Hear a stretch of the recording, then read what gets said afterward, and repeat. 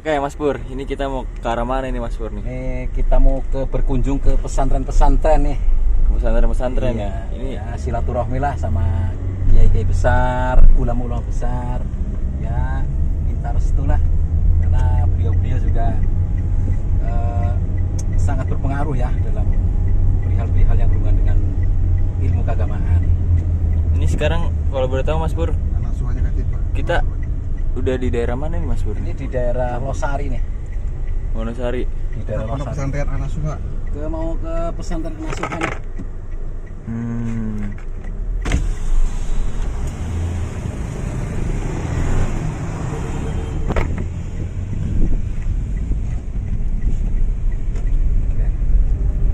Kita udah di daerah Losari ya, masuk pelosok jauh lumayan nih ke sebuah tempat ya, pesantren apa namanya? Anak suha. Pesantren Nasuha ya. Pimpinan Kiai Haji Usama Mansur. Ya, beliau juga salah satu ini ya, ketua NU ya, cabang Jawa Barat ya. Mudah-mudahan nanti acara kunjungan ini berjalan dengan lancar, tidak ada kendala apapun ya. Bismillahirrahmanirrahim. Ingat insun, pada ngaji lah, ke arah ngaji, mari kiai ya. Tetap yang namanya manusia kita juga butuh banyak pembelajaran, banyak belajar dari sosok-sosok yang berkarisma, yang penuh dengan keilmuannya, yang matang dalam bidang pemahaman. Ya, kita butuh beliau-beliau untuk menambah wawasan, untuk menambah edukasi dan juga menambah pemahaman yang selama ini kita tidak paham jadi paham. Semoga Allah ridho. Allahu Akbar. Oke.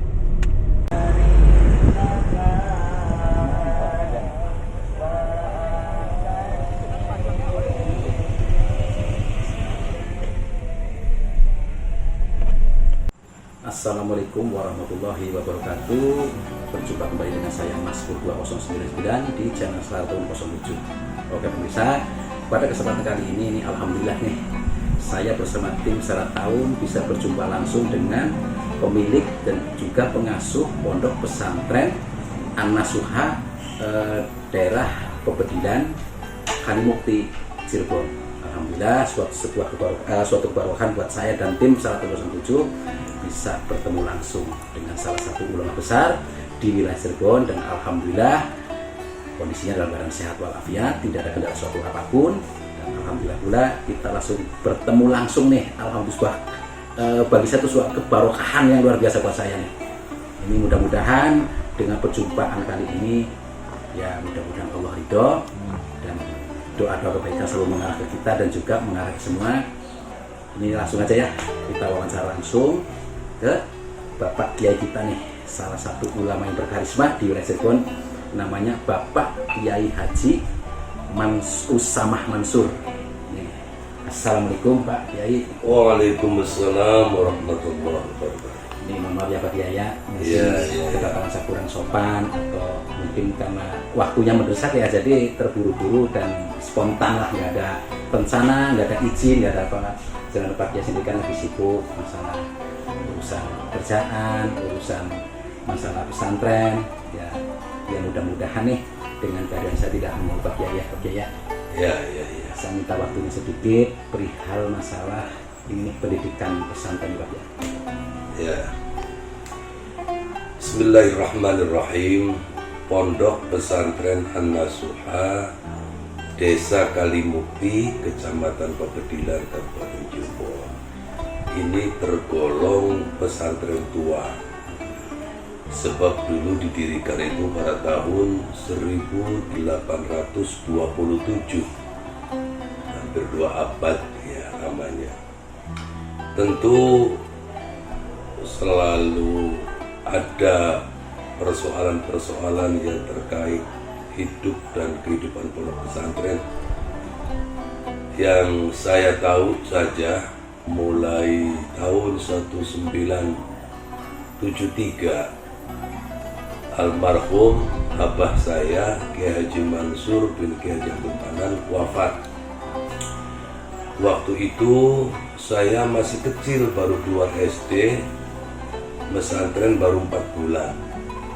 Dijemput pulang ke rumah ternyata Abah sudah koma. Kata orang sekarang masih truk ya, dulu jatuh di kamar mandi di kala beliau mau tahajud jam 2 malam, terjatuh, diangkat, dan saya pagi dijemput jam 10 bisa ketemu walaupun sudah tidak bisa komunikasi. Persis adzan duhur di masjid berkumandang, Abah saya wafat. Saya selaku anak laki-laki satu-satunya, karena kakak saya, yayu saya semuanya perempuan, adik-adik saya juga perempuan, yang laki-laki saya satu, dan saya waktu itu baru 2 SD, masih sangat kanak-kanak. Nah, maka kepemimpinan pondok pesantren diserahkan kepada para menantu yang juga kiai-kiai. Ya. Yang paling tua namanya Kiai Ahyad, itu menantu kakak ipar saya berarti. Yang kedua Kiai Haji Abdul Jalil, itu yang ketiga yaitu Kiai Ahmad Faridi, kemudian yang keempat Kiai Haji Ridwan Soleh, kemudian ditambah dengan paman ya Uwa Kiai Munawir. 5 orang diserahi kepemimpinan pondok pesantren melanjutkan almarhum almarhumlah abah saya Kiai Haji Mansur yang telah wafat. Saya kembali ke pesantren waktu itu dan saya tidak memikirkan pondok pesantren An-Nasuha ini karena dari aspek usia belum terpikirkan. Memang yang kedua masih belia ya, masih belia sekali, masih anak-anak, dan yang kedua sudah ada para kakak ipar itu. Tapi kemudian dari tahun ke tahun itu pesantren bukannya makin maju kan. Jadi apa ya istilahnya itu? Jadi kayak cari tempat ya. Iya, jadi penyakitnya dunia pesantren itu rebutan tua. Dan rebutan tua itu dampaknya kepada santri menjadi bubar, masyarakat pun terkotak-kotak sedemikian rupa. Ada yang satu grup ikut sana ikut sini. Jadi ternyata harapan orang tua itu tidak terakomodir. Nah, saya resmi pulang dari Langlang Buana saya ke pesantren satu, ke pesantren yang lain itu 1983, berarti pergi 73, datang 83, 10 tahun ya kan. 10 tahun ya, kemana-mana main-main aja. Yang luar biasa ya. Iya, kemana-mana saya 10 tahun itu. Ya, dan saya mulai berpikir, saya sudah dewasa, usia saya waktu itu 25 tahun, ya usia 83 itu usia 25 tahun, saya sudah mulai berpikir kalau pulang ke rumah, lihat pondok itu kosong, saya tanya sama Umi, sama ibu saya, kemana santri, bubar, nggak ada yang ngoperin, nggak ada yang didik, nggak ada yang ngajar, nggak ada yang bimbing. Jadi mulai 83 itulah saya berpikir keras, bagaimana pondok pesantren ini sebagai peninggalan orang tua, sebagai warisan yang paling mulia harus saya tumbuh kembangkan. Maka karena kakak-kakak ipar saya sebagian sudah meninggal, yang masih hidup pun tidak bisa diajak bicara soal bagaimana pesantren ini dibangun kembali. Saya harus ngobrol dengan orang lain, dan orang lain itu ya kami ambil dari, ada beberapa dari tetangga desa, tapi ya dulunya satu desa, karena awalnya desa ini Kalibuntu namanya ya. Tahun 79 dimekarkan menjadi Kalimukti, itu tahun 1979. Nah, 83 sudah Kalimukti, saya juga ngobrol dengan para sepuh, para guru saya dulu waktu di rumah. Nah, akhirnya ditemukan bahwa untuk membangun pesantren kembali ini awalnya dengan mendirikan madrasah.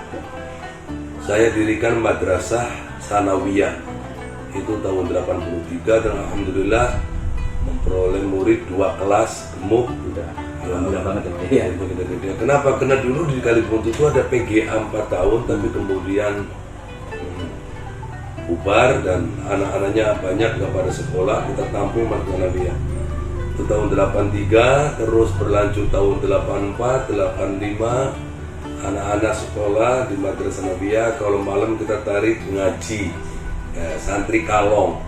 kita ngaji kitab, pakainya lampunya juga patromak. Zaman dulu kan Pak belum ada listrik ya. belum ada listrik.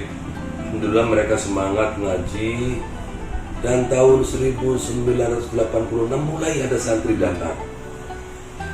Saya dirikan Madrasah Sanawiyah, saya dirikan Madrasah Aliyah, saya dirikan TK. Kalau MI sudah ada, Sudah ya? Madrasah Ibtidaiyah dari dulu sudah ada. Jadi akhirnya ada TK, ada MI, ada Sanawiyah, ada Aliyah. Maka alhamdulillah santri-santri mulai berdatangan. Ini yang sangat aneh, ajib. Santri yang pertama datang itu laki-laki dan perempuan. Sama sekali saya nggak kenal orang tuanya. Itu dari Pemalang, dan Pemalangnya dari satu desa yang Bisa berbondong-bondong. waduh jauh desanya. Udah pokoknya saya bawa mobil ke sana dulu. Daerah Beli kali Pak ya, sana yang Gunung Slamet kali ya. Iya, Yang- iya. Itu kok datang ke sini mesantren di sini gitu loh. Ini kalau bukan Allah yang mengatur nggak masuk akal, nggak rasional. Kan biasanya orang tuh itu anak harus sudah kenal. Betul, Ini mah belum kenal sekali. Nah itu. Nah jadi ingat waktu itu anak saya lagi masih kecil, ya itu yang ngomong-ngomong santri itu laki perempuan. Namanya Lukman dengan Fatimah, itu luar biasa. Ini pertama sekali santri datang itu dari Pemalang, dan itu luar biasa jauhnya Pemalangnya itu. Ya, di puncak gunung, di lereng-lereng yang waduh pokoknya kendaraan umum itu pakai ojek saja. Ya itu. Dan kemudian mulai berkembang. Alhamdulillah saya bisa beli tanah yang tadinya kebun bambu, saya beli berangsur-angsur bisa bangun gedung Sanawiyah, bisa bangun gedung Aliyah, bisa bangun gedung TK, dan hari ini juga ada SMP. Karena banyak wali santri yang mulai bertanya-tanya, Pak Kiai ada SMP-nya enggak? Oh ya belum ada, Sanawiyah aja sama saja. Tapi lama-lama saya harus berpikir juga mendirikan SMP, dan ada tanah, saya bikin SMP. Santri alhamdulillah saya punya santri hari ini sudah melebihi santri bapak saya. Ya, santri abah saya itu ya paling banyak itu 100-200. Ya, tapi sekarang sudah lebih dari 1000. Alhamdulillah ya. Ya luar biasa. Proses perjuangannya luar Saya biasa ya. perjuangan, saya sabar karena niatan saya yang satu lillahi ta'ala. Saya selalu berdoa kepada Allah, Allahumma ya Allah nabni ma'adan nasuhal islam ya Allah, aku bangun kembali pondok pesantren An-Nasuha ini khalison mukhlison, betul-betul ikhlas li'izzatika wa li'izzati rasulika wa lil mu'minina wal mu'minat, demi keagunganmu ya Allah, kemuliaanmu ya Allah, Rasulmu dan mukmin-mukminat muslimat. Saya mohon kepada Allah Ta'ala. Maka di akhir doa itu, ya Allah, jika ini diridhoi datangkan santri.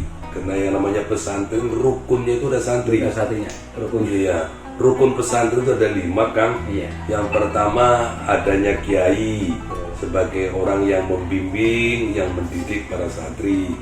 Yang kedua adanya santri yang mukim, bukan santri kalong yang bolak-balik malam, tapi mukim dari luar desa, Bertempat lah. ya bertempat di sini.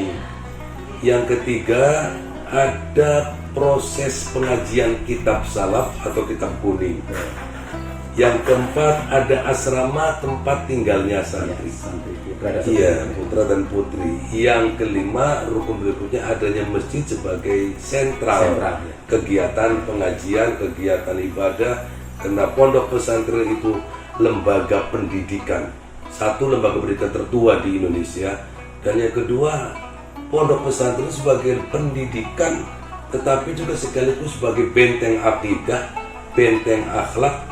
Jadi nilai-nilai keimanan, keislaman, dan akhlak betul-betul dibangun, diarahkan dan dipompa masuk kepada para santri untuk menjadi manusia-manusia yang betul-betul manusia menuju manusia yang sempurna.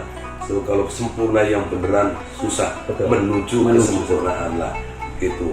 Itu kita bangun seperti itu. Maka pondok pesantren An-Nasuha sudah mulai berdatangan santri dari 2 orang, datang lagi. Ya, saya tahu karena memang tuntutan masyarakat pesantren itu harus punya lembaga pendidikan kan. Maka madrasah sanawiyah yang tadinya murni anak penduduk sudah mulai diisi santri. Saya mendirikan sanawiyah, setelah itu 83, kita tahun 87 mendirikan madrasah aliyah. Juga isinya sudah mulai santri, terus berkembang, dan kemudian dirikan TK. Waktu itu ada program dari PKBI, Perhimpunan Keluarga Bencana Indonesia. Keluarga berencana, ya, maaf, bukan keluarga bencana, keluarga berencana. Jadi keluarga berencana itu ada sebuah LSM namanya PKBI. Nah, itu memberikan bantuan pendirian anak-anak prasekolah, anak prasa. Jadi mereka dilatih, dididik seperti TK, tapi namanya bukan TK, waktu anak prasa. Mereka dikasih makanan tambahan, ya, gurunya dikasih honor sama mereka. Setelah 3 tahun mandiri menjadi Taman Kanak-kanak Islam An-Nasuha. Itu udah lengkap. Kemudian ada tuntutan mendirikan SMP. Ini semuanya menggunakan kurikulum plus kurikulum pemerintah seperti sanawiyah, kurikulum pemerintah plus diisi dengan kurikulum pesantren. Kemudian madrasah aliyah, kurikulum Kementerian Agama, pemerintah juga ditambah dengan materi-materi ajaran, materi-materi dari pondok pesantren. SMP pakai kurikulum SMP, tetapi pondok pesantren dominan. Jadi akhirnya sama dengan madrasah sanawiyah, hanya labelnya saja SMP. Kurikulumnya sanawiyah.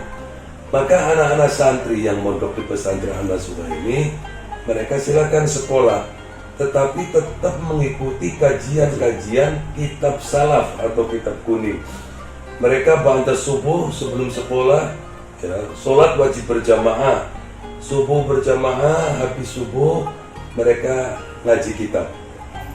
Ya, ngaji kitab dengan sistem bandungan, ada sistem sorogan. Kemudian nanti habis zuhur pulang sekolah ngaji kitab lagi kan. Tetapi begitu kurikulum menggunakan kurikulum 13 huruf tilas, jam pelajarannya maju lebih panjang sehingga mereka baru pulang itu jam 2, jam setengah 3. Jadi kasihan mereka tidak ada istirahatnya. Ngaji pada zuhurnya diistirahatkan karena mereka belum pulang sekolah. Ba'da asar mengaji kitab lagi, kajian kitab yang berbeda. Ba'da maghrib mereka harus mengaji Al-Quran.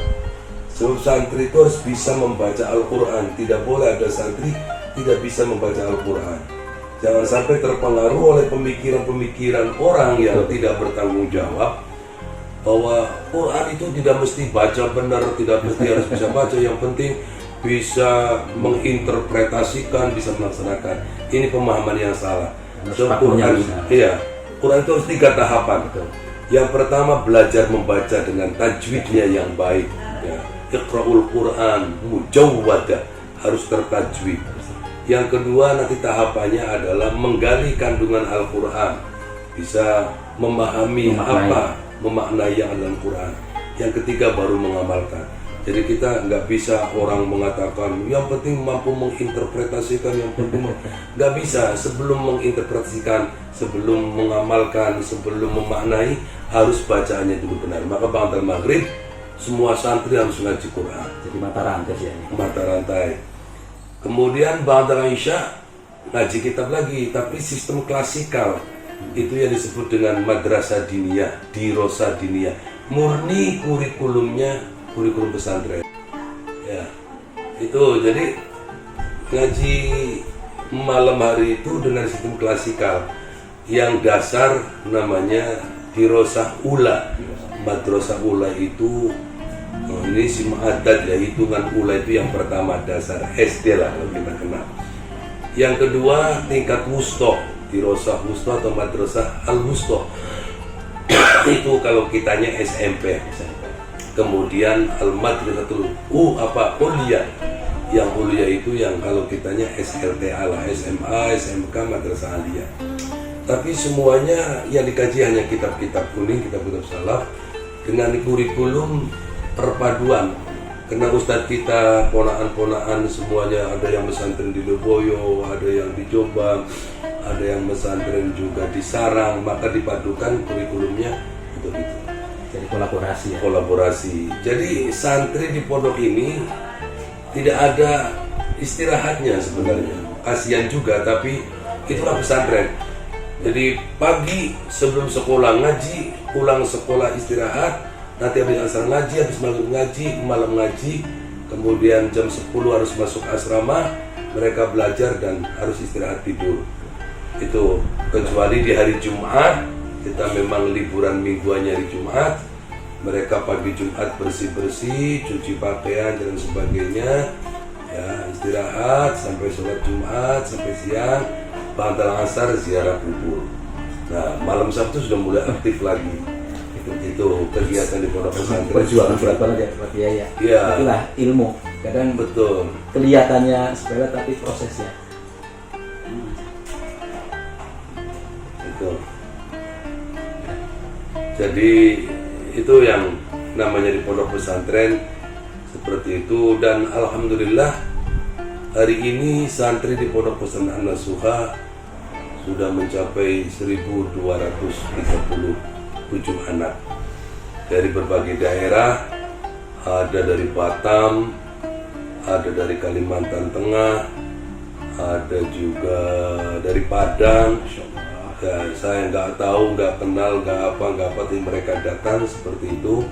Dari Jakarta banyak, Subang banyak, dari daerah-daerah yang lain kumpul di sini. Alhamdulillah dipercaya oleh Allah untuk mendidik anak-anak. Ya.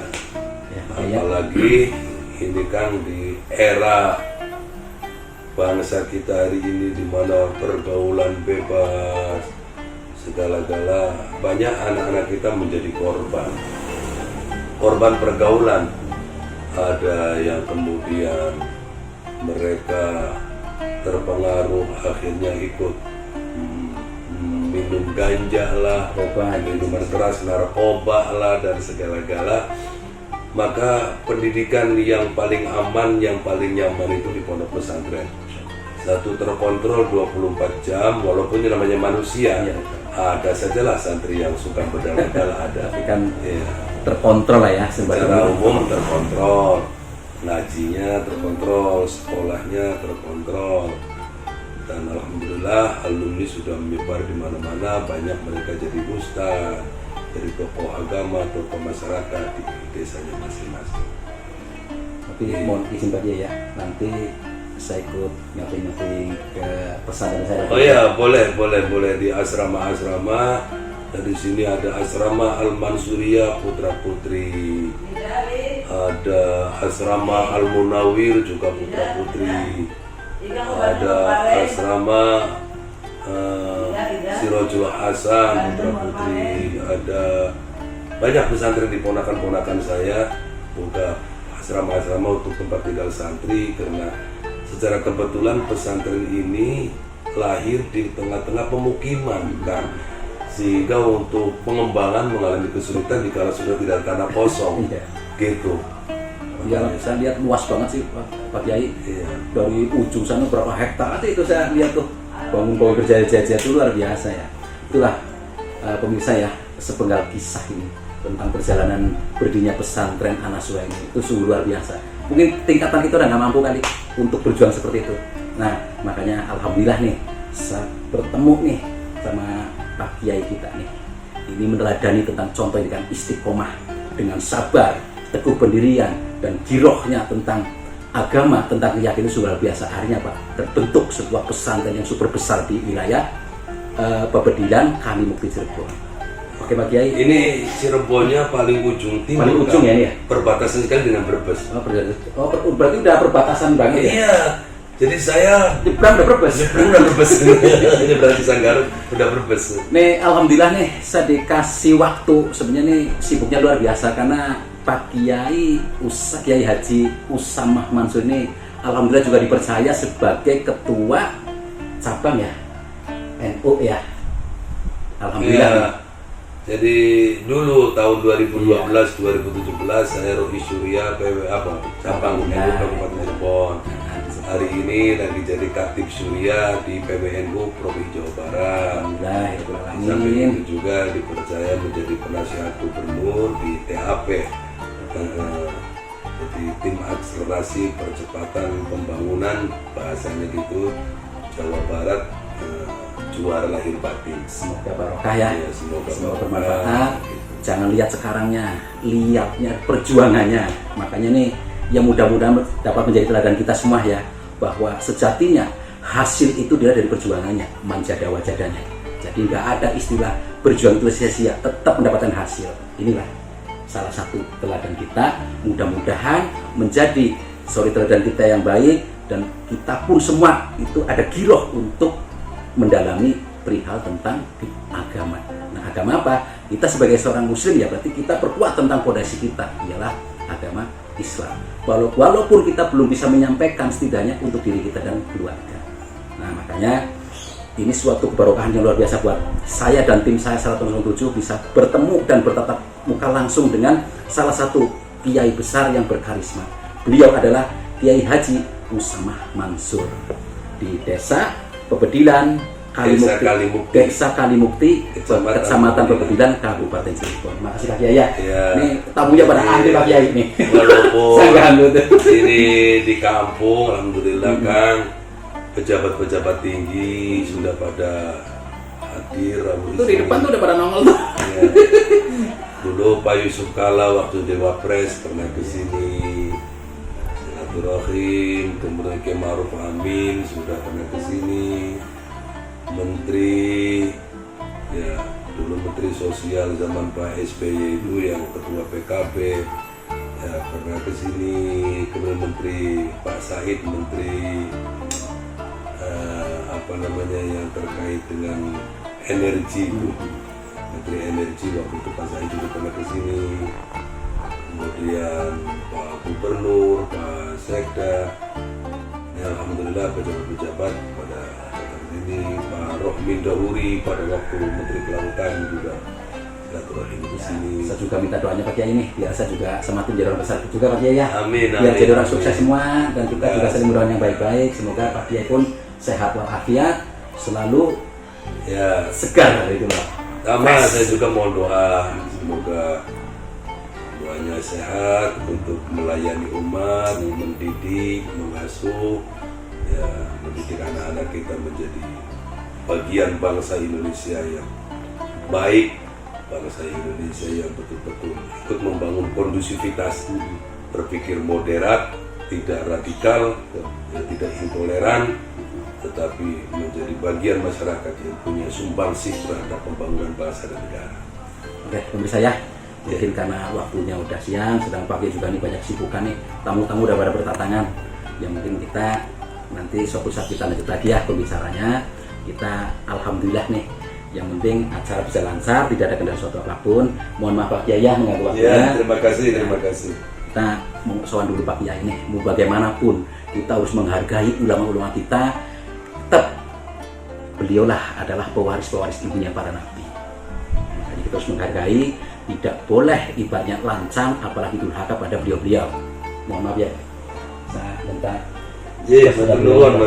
Terima kasih. Oke, saya langsung kita tutup aja ya. Wabillahi taufiq wal hidayah.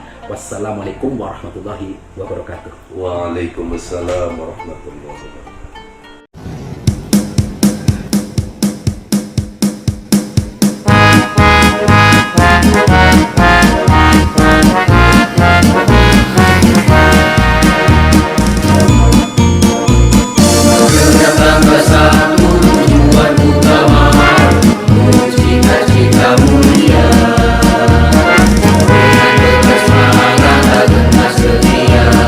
Cintakan anak Surajaya.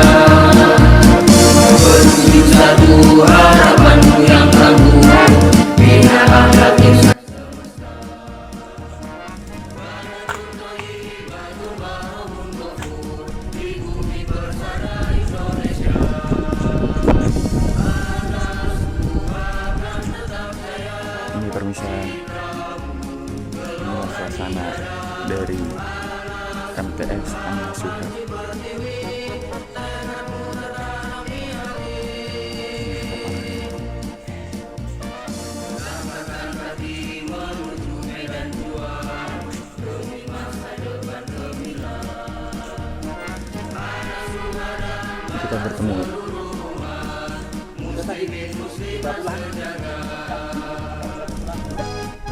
Nih kita bertemu dengan pengurus. Ini dengan pengurus dari Bapak siapa namanya Pak? Pak Saiful. Pak Saiful Farid.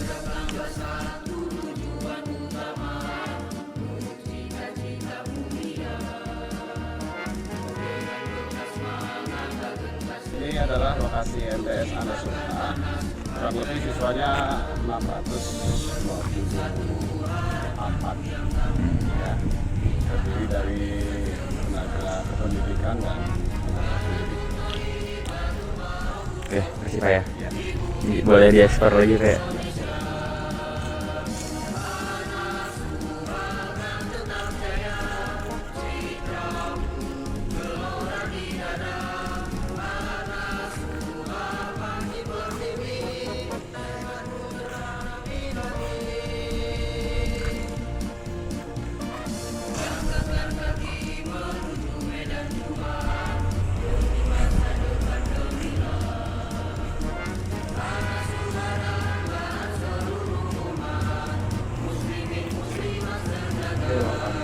Ini ruang kantornya. Di sini. Ini ruang TU ya.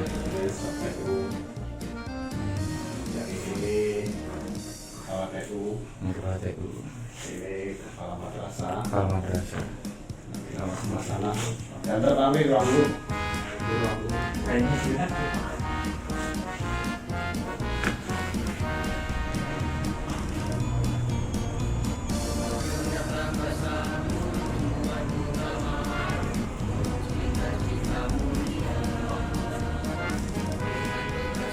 Ini ruang gurunya nih.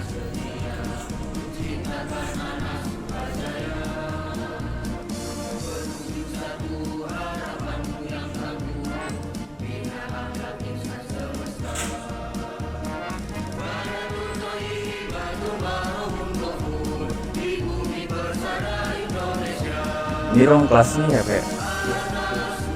Suasana ruang kelas 8. Orang berhubung ini hari libur karena nggak ada siswa. Ini belakangannya.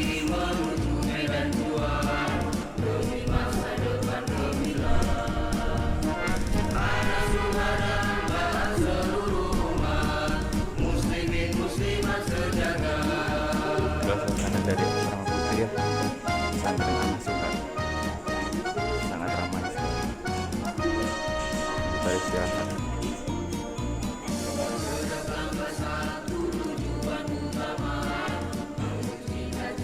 Permisa.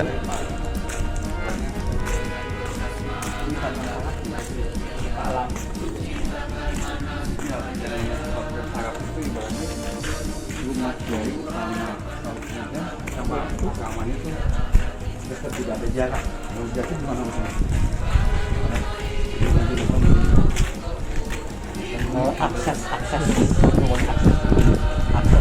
asrama Butera Putri itu dari tempat bayi itu jaraknya itu tidak jauh.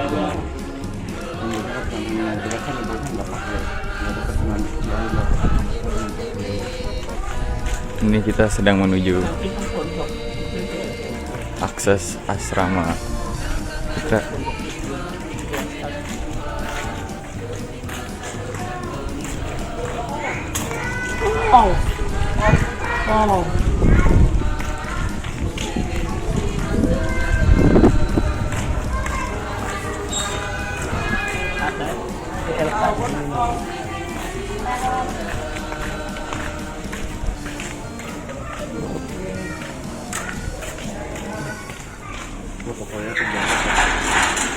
Dan di sini memang ya karena lagi masa pandemi protokolnya terjaga sekali. Di mana tempat masuknya banyak cuci tangan. PLK.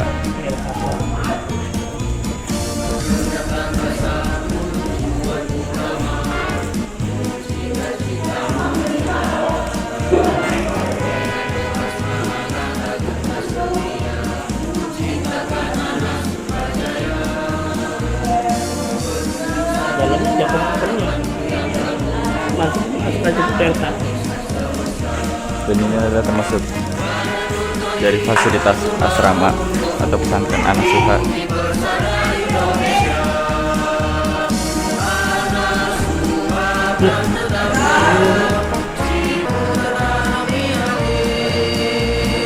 Fasilitasnya ya kebanyakan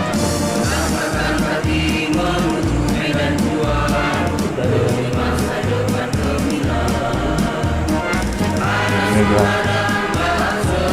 kantor.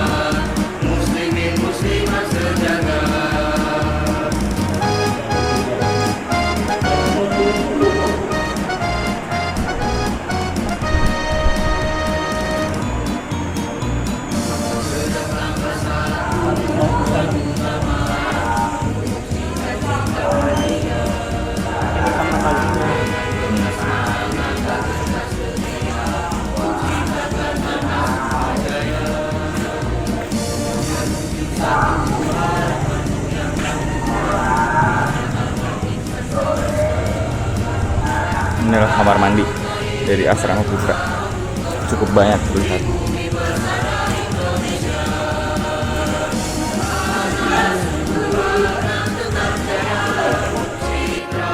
Dan ini terlihat asrama putra ya, letaknya tidak berjauhan dengan rumah Pak Kiai.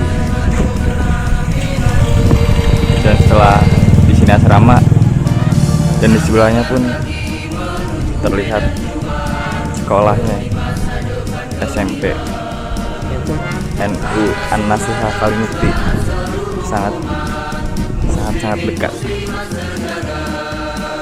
dan bersebelahan juga.